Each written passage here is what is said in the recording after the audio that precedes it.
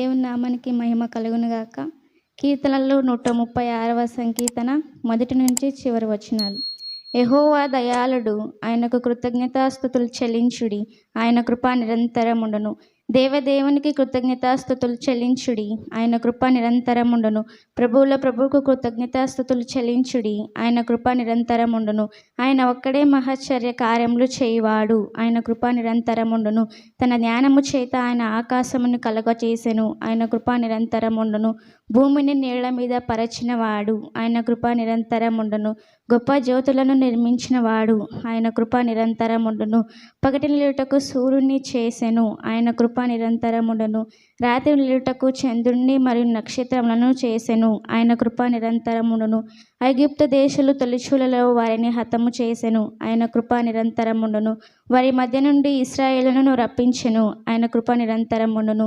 చేయి చాచి తన బాహుబలము చేత వారిని రప్పించెను, ఆయన కృప నిరంతరముండును. ఎర్ర సముద్రమును పాయలుగా చేసెను, ఆయన కృప నిరంతరముండును. ఇశ్రాయేలును దాని నడుమ దాటిపోజేసెను, ఆయన కృప నిరంతరముండును. ఫరోని అతని సైన్యమును ఎర్ర సముద్రంలో ముంచివేసెను, ఆయన కృప నిరంతరముండును.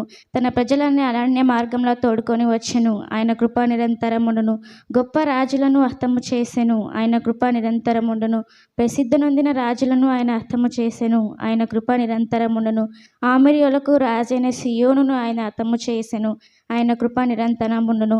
బాషానుకు రాజైన ఓగును ఆయన హతము చేసెను, ఆయన కృప నిరంతరముండును.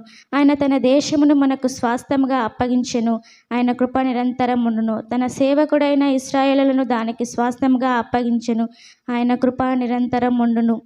మనము దినదేశంలో నున్నప్పుడు మనలను జ్ఞాపకము చేసుకునను, ఆయన కృప నిరంతరముండును. మన శత్రుల చేతి నుండి మనలను విడిపించెను, ఆయన కృప నిరంతరముండును. సమస్త జీవులకు ఆయన ఆహారం ఇచ్చెను, ఆయన కృప నిరంతరముండును. ఆకాశమందున దేవునికి కృతజ్ఞతాస్తుతులు చెల్లించుడి, ఆయన కృప నిరంతరముండును. దేవుడి వాక్యమును దీవించునుగాక. ఆమేన్.